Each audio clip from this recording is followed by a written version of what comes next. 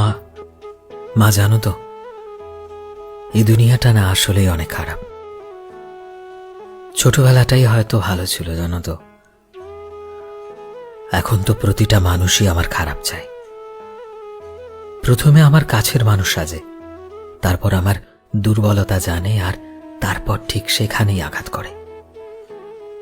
দুনিয়াটা আসলেই অনেক স্বার্থপর হয়ে গেছে মা।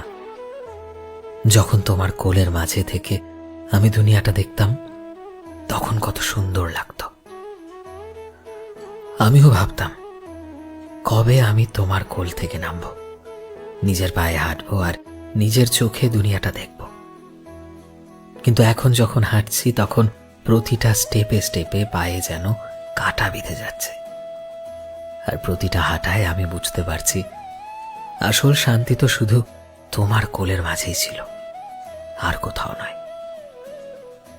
আমি ভেবেছিলাম হয়তো ভালো মানুষ হয়ে আমি আমার ভালোবাসায় এই দুনিয়ার মানুষগুলোকে জিতে নেব, কিন্তু আমি ভুলছিলাম এটাই যে এই দুনিয়াটা আসলেই বাবা মায়ের মতো হয় না।